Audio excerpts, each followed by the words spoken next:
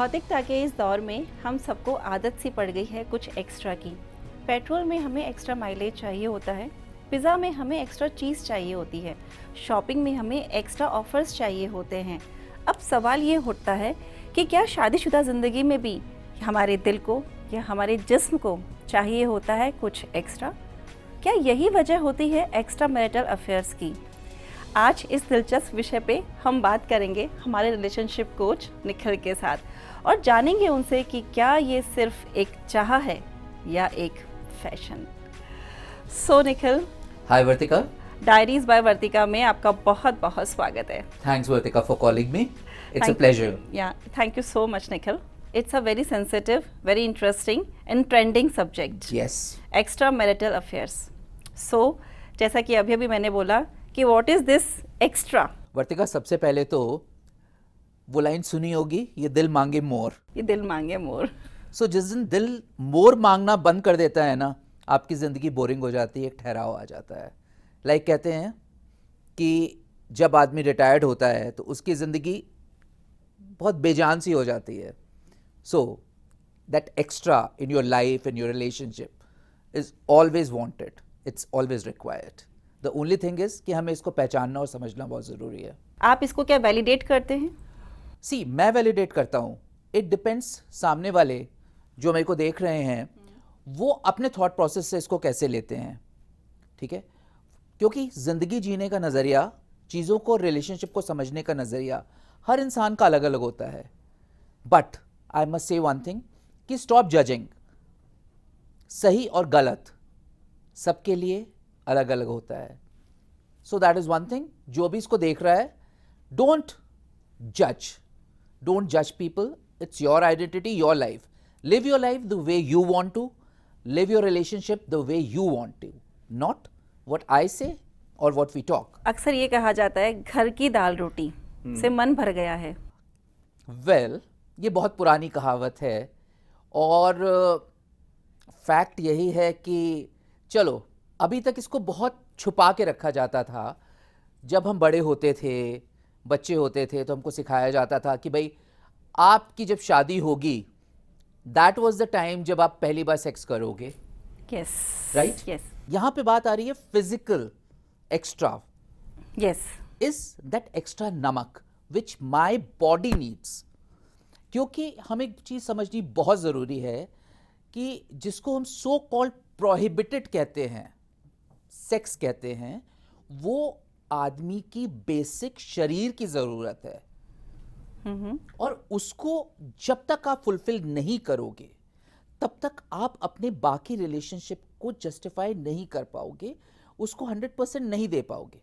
For example, मैं एक दिन बेस्वाद खाना खा लूँगा, 2 दिन खा लूँगा, 3 दिन खा लूँगा, मेरे घर का माहौल बहुत अच्छा है, बहुत सब कुछ बहुत अच्छा है, पर एक दिन जब मैं पलट के चिल्लाऊंगा कि ये क्या मिल रहा है मुझे, रिलेशनशिप वहाँ ख़राब होने शुरू होंगे। उससे बेटर क्या है कि मैं सामने वाले के अपने स्पाउस के साथ बैठ के कहूँ, यार मुझे थोड़ा सा नमक ज़्यादा चाहिए, तो मैं डाल रहा हूँ, but I enjoy being with you. बहुत खूबसूरत कपल है, वाइफ बहुत सुंदर है।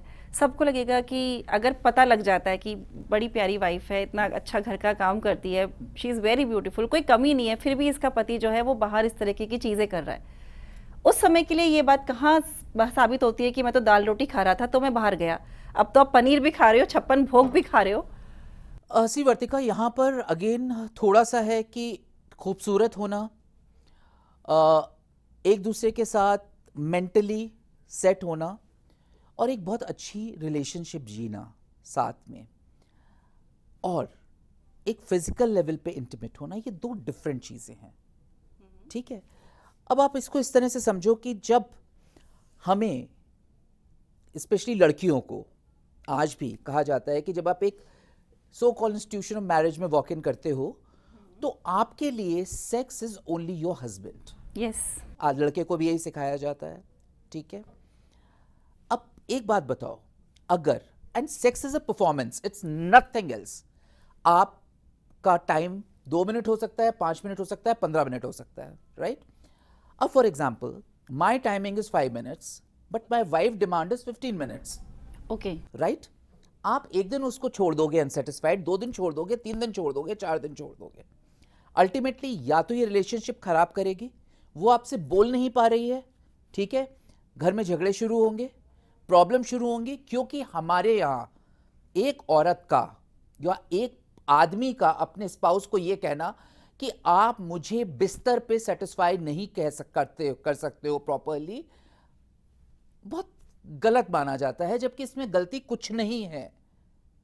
तो ये एक मेजर रीजन हो सकता दिस है। Is one of the major reasons. Okay, आज चलो लेट्स बी वेरी ओपन, मैं आपको अपना इंसिडेंट देता हूं। I have a beautiful wife, ठीक है, I think she is the best friend I could have in my life. She is so understanding, she understands me in and out, ठीक है, okay, but हमारा relationship as a husband wife so called typical husband and wife वाला नहीं है। क्यों नहीं है? Because हमारे लिए रिलेशनशिप की वो खूबसूरती, एक दूसरे के साथ रहना, एक दूसरे को समझना बहुत जरूरी है, rather than getting physical with each other every time. Okay, ठीक है, I am again very open. चलो, I am a bisexual, I enjoy companies of male and female both, ठीक है। एक मुझे, चलो दर्शकों से मैं एक बात पूछता हूं, कितनी बार ऐसा होता है जब आप अपने स्पाउस के साथ बेड पे होते हो, परफॉर्म कर रहे होते हो, आप किसी और को अपने ख्यालों में लेके परफॉर्म कर रहे होते हो? That is cheating, that is cheating.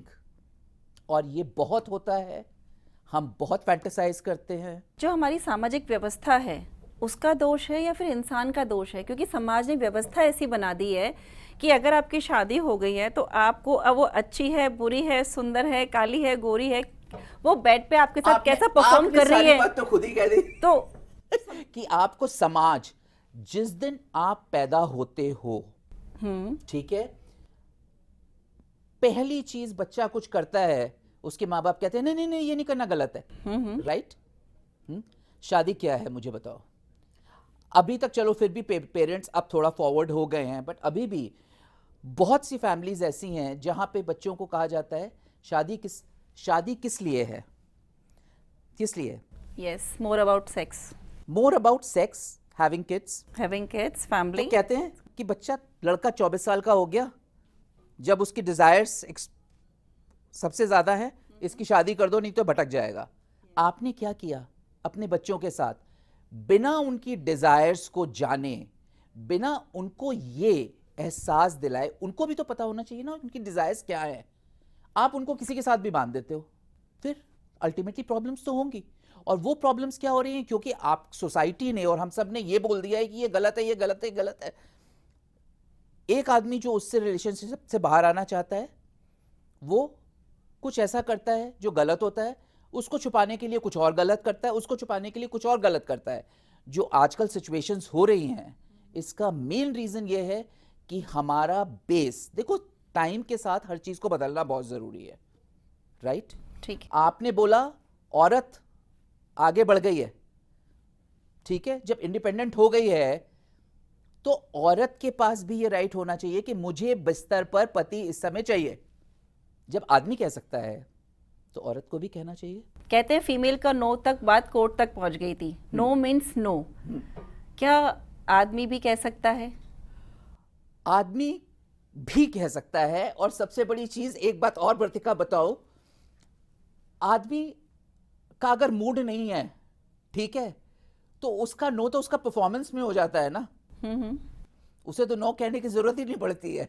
लेकिन आपको ध्यान है कि एक टाइम जैसे कि मेट्रोपॉलिटन सिटीज या फिर हम बात करते हैं दिल्ली, मुंबई की, तो वहां पे एक लेवल, समाज से उठा हुआ एक लेवल, जिन्होंने म्यूचुअली डिसाइड किया exchange of wives and husbands, wife swapping, है ना, वाइफ स्वैपिंग, ठीक है। अब हाँ, now yes, again, why wife swapping, why not husband swapping? ये दे बोथ आर, तो उन दोनों को ये रियलाइज हुआ कि मुझे भी कुछ और चाहिए या तुम्हें भी कुछ और, मतलब बहुत उसके लिए एक बहुत हाई मेंटल लेवल चाहिए कि उन्होंने डिसाइड किया और उन्होंने इस चीज़ को अपने ही एक सर्कल में शुरू किया।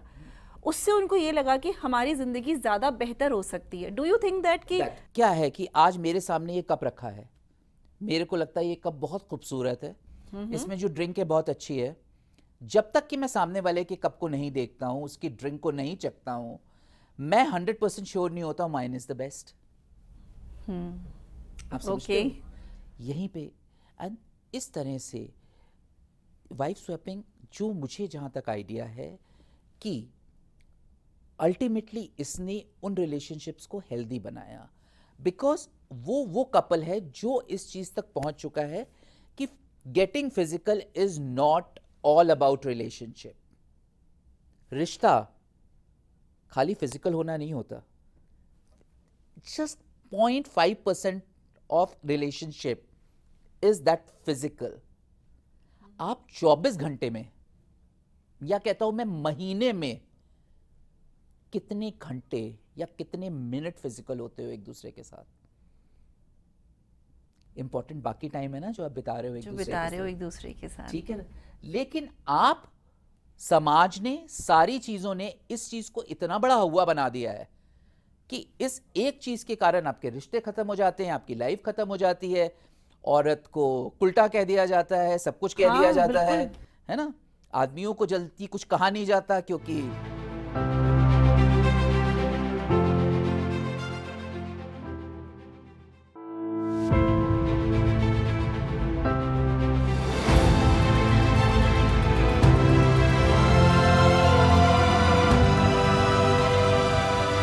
ऐसा केस भी आया था कि जिसने मुझे पर्सनल लेवल पे ही बताया कि मुझे पोजीशंस पसंद है, बट मेरे हस्बैंड को सिर्फ एक ही तरीका पसंद है। सिर्फ उसका एक ही रीज़न था, उसने कहा कि सब कुछ बहुत अच्छा है मेरी शादी में। अब उसने उस चीज़ को मेरे साथ तो बहुत ओपनली बोला, उसके कारण अब मुझे ये बात समझ नहीं आई कि वो अगर इस चीज़ को, सिर्फ एक छोटे से पॉइंट को कहीं और वैलिडेट भी कर रही है, तो क्या वो चीज़ वहीं तक है या उससे आगे भी वो चीज़ कहीं जाती जाएगी? मतलब सो ऑन, मतलब एक्स्ट्रा में भी एक्स्ट्रा। आजकल तो आपने देखा होगा कि शादी भी लेट हो रही है, क्योंकि 18-19 ईयर्स के जो बच्चे हैं वो अपनी सेक्स डिज़ायर को कहीं ना कहीं पूरा कर ही रहे हैं, तो शादी उनके लिए मैटर ही नहीं कर रही है। उनको लगता है कि यार ना भी हो तो ठीक है और कर लेंगे। हाँ, अब उससे पहले वो कितनी सारी शादी, now kids have started understanding one thing कि शादी बेसिकली इज अ कमिटमेंट। ठीक है, यहाँ पे चलो आपने एक बात बोली कि शादी सिर्फ एक कमिटमेंट है, वहीं पे ओशो ने एक बात बोली थी, सेक्स से समाधि तक। ठीक है, अब उसके लिए तो वो समाधि यानी कि एक तरीके से ये हो गया कि मोक्ष ही मिल गया। तो उन्होंने इस चीज़ को बहुत अच्छे से वैलिडेट किया। उन्होंने कहा कि शादी भी ना करो तो इट्स ओके, और अगर शादी भी करते हो तो उसके बाद भी अगर आप एक्स्ट्रा, जहाँ हम बात करते हैं, तो वो आपकी लाइफ को अच्छा करता है, वो आपकी परफॉर्मेंस को अच्छा करता है। उन्होंने कहीं ना कहीं इस चीज़ को वैलिडेट किया, लेकिन वहीं पर ही कुछ लोगों ने इसको ये बताया कि अब अगर आपने एक के अलावा किसी दूसरे के साथ संबंध बनाया तो आप नरक में जाओगे, आप नरक की अग्नि में जलोगे। हाँ भाई, इन लोगों ने तो बहुत नरक देखे हैं, स्वर्ग देखे हैं, इनको तो सब पता है कि कौन, और इनके कहने से लोगों को भेजा जाता है। लोग चटनी वाला समोसा खिला के आपको स्वर्ग दिला सकते हैं। So let's forget about them. हाँ, जहां तक ओशो की बात है, कोई भी डिजायर, ठीक है, जब तक आपकी कंप्लीट नहीं हो जाती है, आप अगले स्टेप तक नहीं पहुंचते हो। सो जो आपने बात कही, आप प्यार की वास्तविकता को तब समझोगे जब उसमें से पहला पड़ाव जो सेक्स है वो आपने पार कर लिया। अब उसको आप, ठीक है, that is part of it, उसके आगे है प्यार। अगर आपको लग रहा है कि पहली नजर में आपको कोई बहुत अच्छा लग रहा है and you are desperate for that person, go and talk to that person. आपको ऐसा ही लगता गो है फिजिकल, एक बार, दो बार, तीन बार, and then you will come to know कि whether this is physical attraction और this is beyond that. Suppose ज़रूरत ही नहीं है मुझे, तो मैं अच्छे सेटिस्फाई हूँ, मेरे को फिर मुझे लग रहा है कि यार ये तो ऐसे कर रही है, वो ऐसे कर रहा है, they are enjoying their life, क्या फ़र्क पड़ता है अगर मैं भी थोड़ा सा एक्स्ट्रा कर लूँगी तो क्या अच्छा लगेगा, लेट्स। तो मतलब वहाँ पे वो माहौल भी किस हद तक, किस माहौल में आप हो, किन लोगों के साथ आप हो, किस एटमॉस्फेयर में आप जी रहे हो। देखो, पहली चीज तो, सॉरी, मैं कुछ कर लूंगी, मैं कुछ करना चाहती हूँ जस्ट बिकॉज और लोग कर रहे हैं, तो आप वो करने के बाद कई बार गिल्ट में जाते हो, बिकॉज आपका माइंडसेट, आपका जो एक सोचने का तरीका है, एक्सेप्टेंस का तरीका है, वो उस तरह का नहीं है। आपने कर तो लिया दूसरों को देख के, बट उसके बाद शिट यार ये मैंने गलत करा, ये मेरे से गलती हो गई, अब मैं इसको कैसे करूं, अब मैं इसको कैसे ठीक करूं। क्योंकि हमें एक बहुत बड़ी बात सिखाई जाती है कि अगर आपने आउट ऑफ शादी या शादी से पहले सेक्स कर लिया तो आपका शरीर गंदा हो गया, आप किसी लायक नहीं रहे, तो भैया गंदा कैसे हो गया। And one more thing, sorry बटिका, it's okay. For all the girls and all the women out there जो जिनके साथ कुछ गलत हुआ है, I want to tell them कि कुछ गलत नहीं हुआ, ठीक है। आप कहीं खराब नहीं हुए, कहीं गंदे नहीं हुए। जो खराब था, जो गंदा था, वो सामने वाला था। So don't live in that कि मेरे साथ ये हुआ। इट इज पेनफुल, बहुत मुश्किल होता है, but you will have to come out of that feeling कि मेरे साथ गलत हुआ, मैं कहीं की नहीं रही। इसका असर कितने ऐसे साइलेंट रेप केसेस हैं जो बचपन में होते हैं, जिनका असर जाकर मैरिड लाइफ पर पड़ता है। यस, आप बोल नहीं पाते, बट आपका टेम्परामेंट, आप अंदर कितना डरे हुए होते हो। So it's better to talk it out, and I am saying बहुत ज़रूरी है ऐसे लोगों के साथ बात करना, उनको ये समझाना। पर हमारे यहाँ कहा गया है ना, क्योंकि बचपन से ही सिखा दिया जाता है। आप छोटी सी बात देखो, लड़का बैठा है निक्कर पहन के, टांगे खोल के बैठा है, लड़की स्कर्ट पहन के अगर बच्ची टांगे खोल के बैठ गई तो क्या कहा जाता है, ये लड़कियां बैठती हैं ऐसे। तमीज है, शेमलेस। तमीज यहाँ होती है, तमीज आपकी टांगों के बीच में नहीं होती है। निखिल, बहुत सारी बातें हम लोगों ने करी, लेकिन जैसा कि आपने स्टार्टिंग में ही कहा था कि इस पे हम अपना कोई वैलिडेशन नहीं दे सकते। पर्सनल चॉइस है आपको अपनी ज़िंदगी कैसी जीनी है। अब इस एक्स्ट्रा के चक्कर में शुरू में तो बड़ा अच्छा भी लगता है, और ये एक्स्ट्रा पता नहीं कहाँ कहाँ एक्स्ट्रा तक चला जाता है। क्योंकि एक बार हम जब बाउंड्रीज तोड़ते हैं ना, कि कोई कहता है ना कि अब यार एक के साथ हो गया तो फिर 10 के साथ भी कर लिया तो इट्स बात बराबर, कि एक खून किए या 100 खून किए, सज़ा तो एक ही होनी है। कहीं ना कहीं इंसान को इस चीज़ में मज़ा आने लगता है, जीने लगता है, क्योंकि भौतिकता और खुलेपन की इस दौड़ में मेंटल प्रेशर बहुत ज़्यादा है।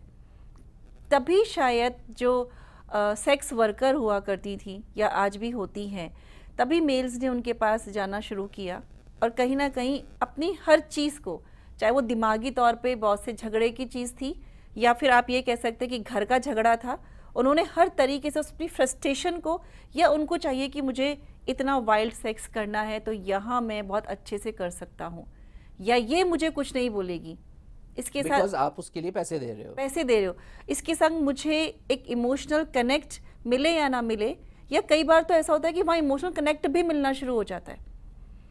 अब आप इस एक्स्ट्रा में, यहाँ तक हम बात आ चुकी है, अपना सजेशन के तौर पे आप क्या रखना चाहेंगे कि देखो वर्तिका, कि एक्स्ट्रा हमें कहाँ ले जाएगा? पहली चीज़ तो हमें ये समझना बहुत ज़रूरी है कि हम एक्स्ट्रा में किस चीज़ की बात कर रहे हैं, इमोशनल कनेक्ट या फिजिकल कनेक्ट, राइट। तो फिजिकल कनेक्ट में अगर हम बाहर जा रहे हैं, दैट एक्स्ट्रा ले रहे हैं, पहली चीज़ तो बहुत इम्पॉर्टेंट है कि आप इस एक्स्ट्रा को पहले डिस्कस करें अपने सामने वाले के साथ कि भाई this is the extra I am looking for and I think, और अगर आपने बिना बताए किया है, have that guts to go and talk to that person.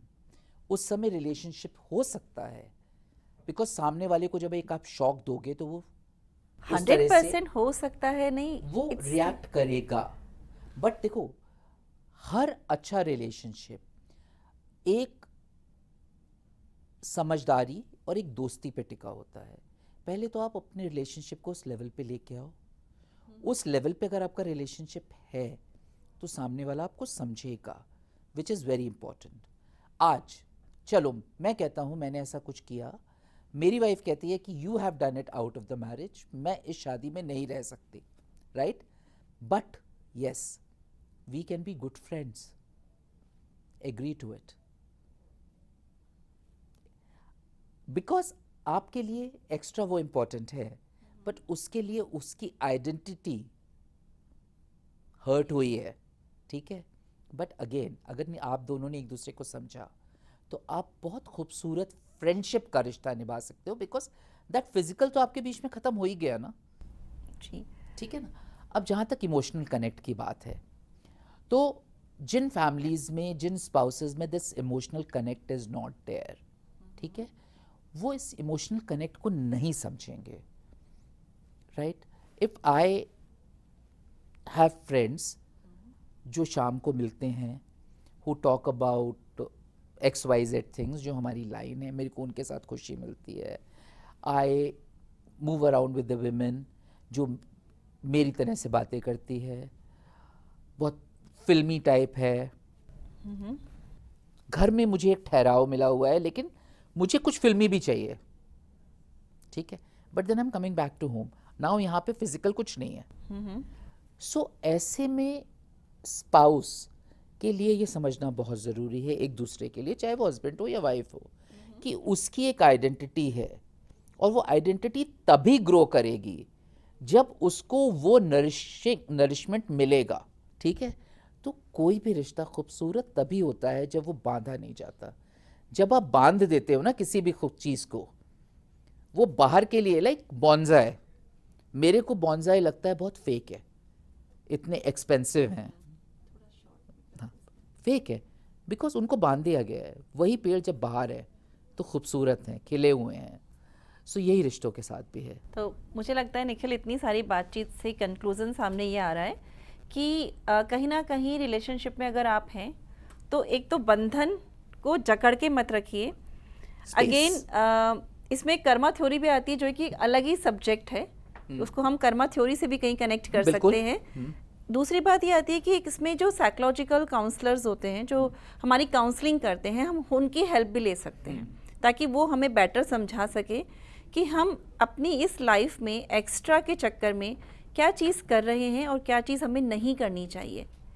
हाँ, पर इसमें वर्तिका एक मैं छोटी सी चीज़ कहूँगा कि हमारे साथ अभी प्रॉब्लम सबसे बड़ी क्या है कि काउंसलर्स जब काउंसल करते हैं तो वो एक सेट पैटर्न पे करते हैं, राइट। ये चीज़ समझना बहुत ज़रूरी है कि हर इंसान और हर रिलेशनशिप एक सेट पैटर्न पे नहीं चलती है। रिलेशनशिप की प्रॉब्लम वही जान सकता है जो उस रिलेशनशिप में है। Yes, सबकी अपनी So, अपनी आप individual counselling low, which is very important, but उस काउंसलिंग को अपने थॉट प्रोसेस के साथ अप्लाई करो कि आप कितना अप्लाई करके अपनी लाइफ को बेटर बना सकते हो। So thank you so much, Nikhil, for being with us. Thank you Vartika, it was such a pleasure talking, and I hope आप लोगों की को कहीं मैंने हर्ट ना किया हो, but anyways that was my way of thinking. नहीं, आपने चीज़ों को क्लियर किया है, कॉन्सेप्ट्स को आपने क्लियर किया है, लोगों को आपने ये नहीं कहा है कि ये सही है, आपने उन्हें ये बताया है कि हम अपनी लाइफ को और ब्यूटीफुली कैसे जी सकते हैं, ताकि एक बंधन को बंधन की तरह ना ले, ये भी सोचे कि we all are individuals, yes. हमें एक दूसरे के ऊपर अपना वैलिडेशन थोपने की ज़रूरत नहीं है। अब अगर हम पढ़ लिख गए, इतना आगे बढ़ गए कि जहाँ दोनों काम कर रहे हैं, तो यहाँ सोचना और समझना होगा कि हम दोनों के लिए क्या चीज़ बेटर हो सकती है, कि दोनों को राइट है अपनी अपनी जिंदगी अपने जीने अपने का हिसाब से एक्चुअली में। वरना पत्नी ये सोचती है कि ये मेरा पति किससे बात कर रहा है, कहाँ गया, क्यों गया, इतनी देर तक अभी तक घर क्यों नहीं आया, बहुत सारे सवालों के साथ। तो अपनी ज़िंदगी को थोड़ा सा रिलैक्स करो, इंजॉय करो। So thank you so much. Thank you Vartika, it was a pleasure. So extra marital affairs एक हमारी सोसाइटी का बहुत ही ट्रेंडिंग सब्जेक्ट है, जिससे ना जाने बहुत से परिवार इस समय गुजर रहे हैं। डूड्स, क्या करना है क्या नहीं करना, बहुत सारी बातें हम सब लोगों के दिमाग में चलती रहती है। इवेंचुअली डिसीजन आपका है, लाइफ आपकी है, सोचना आपको है क्या सही है और क्या गलत है, क्योंकि शायद सही की परिभाषा और गलत की परिभाषा हम दोनों ही नहीं डिसाइड कर सकते हैं। So thank you so much.